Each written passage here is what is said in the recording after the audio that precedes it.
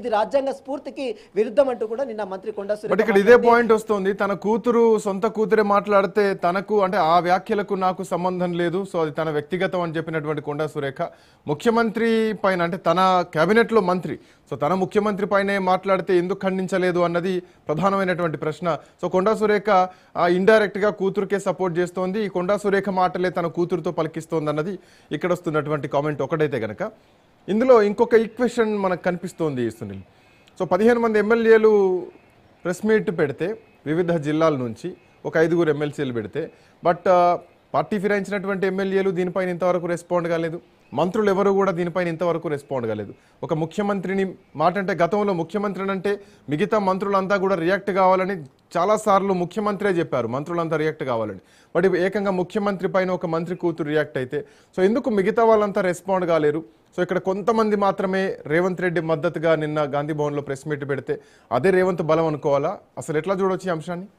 Yes, నిన్న వాస్తవానికి బయట ప్రచారం జరుగుతుంది, బీఆర్ఎస్ నేతలు కూడా కొంత విమర్శలు చేస్తున్నారు. దాదాపు 60 మంది ఎమ్మెల్యేలు వచ్చి ప్రెస్ మీట్ పెట్టాలని చెప్పినప్పుడు కూడా కేవలం 20 మంది మాత్రమే, 15 మంది ఎమ్మెల్యేలు 5గురు ఎమ్మెల్సీలు మాత్రమే వచ్చి సమావేశం ఏర్పాటు చేస్తారు. ఇదంతా కూడా రేవంత్ రెడ్డి డైరెక్షన్లోనే జరుగుతుందనేది నిన్న బీఆర్ఎస్ నేతలు విమర్శలు చేశారు. అయితే నిన్న మన వాస్తవానికి కూడా నిన్న వచ్చినటువంటి ఎమ్మెల్యేలు కొంత నల్గొండ జిల్లా కావచ్చు, కొంతమంది ఉమ్మడి వరంగల్ జిల్లా కావచ్చు, మహబూబ్నగర్ కొంతమంది మాత్రమే వచ్చారు. కానీ మెజార్టీగా మీరు అన్నట్టు మంత్రులు ఎవరు రాలేదు.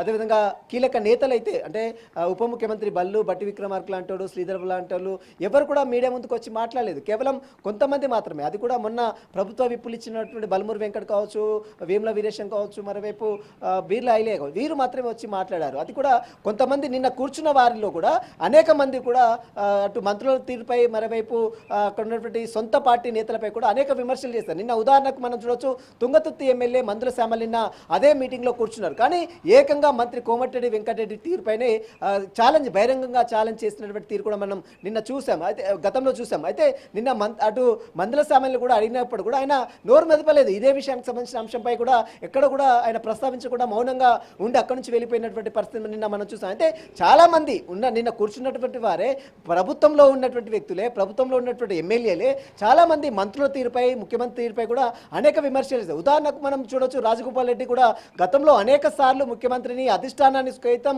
తనకు మంత్రి పదవి ఇస్తానని హామీ ఇచ్చారు, ఇప్పటివరకు హామీ నెరవేర్చుకోలేదు అని గతంలో బహిరంగంగా మీడియా సమావేశంలో కావచ్చు, అసెంబ్లీలో కలిసినప్పుడు కావచ్చు అనేక సార్లు బహిరంగంగా ముఖ్యమంత్రిని ఎప్పటికప్పుడు విమర్శలు చేస్తూనే ఉన్నారు. అయినప్పుడు కూడా ఇప్పటి వరకు రాజగోపాల్ రెడ్డిపై ఎలాంటి యాక్షన్ తీసుకోలేదు. అంటే ఒక బీసీ మహిళా మంత్రిగా ఉన్నటువంటి కొండా సురేఖ పైనే ఈ రకంగా ముకుమ్మడిగా ఎమ్మెల్యేలు దాడి చేయడం, ఒకవేళ మంత్రి కొండా సురేఖను బర్తరఫ్ చేసిన తర్వాత మంత్రులు ఏమైనా మాట్లాడేటువంటి అవకాశం కనిపిస్తుందా, లేదంటే మంత్రుల మౌనం ఇట్లాగే కొనసాగుతుంది అనుకోవచ్చా?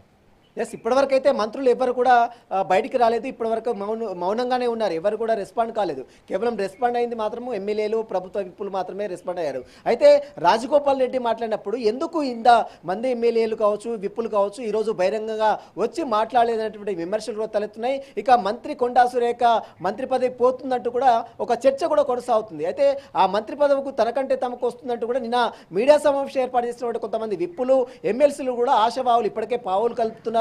ఢిల్లీ అధిష్టానం దృష్టికి తీసుకువెళ్లారు. ఇక్కడ ఉన్నటువంటి రాష్ట్ర హైకమాండ్ దృష్టి కూడా కొంతమంది వెళ్ళి తమకంటే తమకు మంత్రి పదవి ఇవ్వాలంటూ కూడా నిన్న వచ్చినటువంటి ఎమ్మెల్యేలు కూడా కొంతమంది ఆశావాహులు అంటే మంత్రి పదవి తనకు వస్తున్నట్టు కూడా ముందుకొచ్చి మాట్లాడినట్టు కూడా కొంతమంది విమర్శలు కూడా చేస్తున్నారు. మరి చూడాలి, మంత్రి పదవి రేపు ముఖ్యమంత్రి వచ్చిన తర్వాత ఖచ్చితంగా ముఖ్యమంత్రి కలుస్తాను అని ఇప్పటికే మంత్రి కొండా సురేఖ చెప్పింది. ఎందుకంటే తృణప్రాయంగా 2009 అక్టోబర్ 30 తేదీన వైఎస్ రాజశేఖర రెడ్డి చనిపోయిన తర్వాత తన కొడుక్కి ముఖ్యమంత్రి ఇవ్వాలని మంత్రి పదవిని వదిలేసి స్త్రీ సంక్షేమ శాఖ మంత్రిగా ఉన్నటువంటి కొండా సురేఖ మంత్రి పదవిని వదిలేసి మరి బయటకు వచ్చిన తీరు కూడా మనం గతంలో చూసాం. అలాంటి కొండా సురేఖ ఇప్పుడు ఈ ప్రభుత్వంలో గతంలో ఉద్దేశం ఏమై ఉండొచ్చు సునీల్?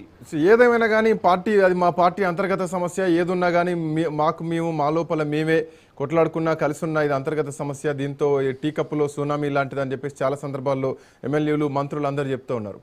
ఇప్పటి వరకు ఈ స్థాయిలో ఒక మంత్రి మీద ఎవరు ప్రెస్ మీట్లు పెట్టింది లేదు, సో ఏదున్నా ఇంటర్నల్గా అయిపోయింది. బట్ ఇప్పుడు ఆ ఎమ్మెల్యేలు అంతా బయటకు వచ్చి ఒక మంత్రి మీద ప్రెస్ మీట్ పెట్టేటువంటి స్థాయికి వచ్చిందంటే ఈ పరిస్థితిని ఎట్లా చూడాలి?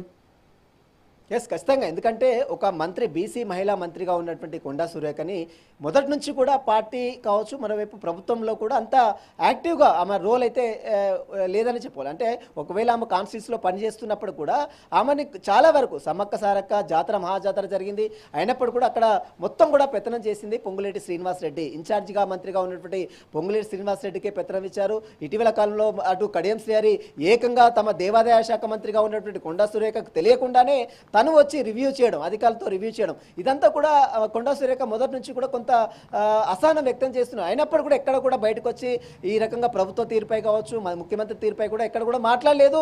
ఆమె సైలెంట్గానే ఉంది. అంటే జాతీయ కాంగ్రెస్ పార్టీ అనేది జాతీయ పార్టీ, ఇలాంటివి వస్తూనే ఉంటాయి, పోతూనే ఉంటాయి, మళ్ళీ కలిసికట్టుగా పనిచేసుకుంటాం. గతంలో ఇదే సుస్మిత గతంలో కూడా ముఖ్యమంత్రిపై అనేక రకాలుగా మాట్లాడింది, ఆ తర్వాత మళ్ళీ అపాలజీ చెప్పింది. అయినప్పుడు కూడా మళ్ళీ ఇప్పుడు ఏకంగా పరకాల్లో జరిగినటువంటి ఒక మీటింగ్లో, గీసుకొండలో జరిగినటువంటి కొండా సురేఖ పుట్టినరోజు వేడుకల సందర్భంగా చేసినప్పుడు సునీల్ ఉద్దేశం ఏమైండొచ్చు? ఇప్పుడు గతంలో కూడా అంటే బయటికి ఎక్కడ అనకపోయినా కానీ ఈటల రాజేందర్ విషయంలో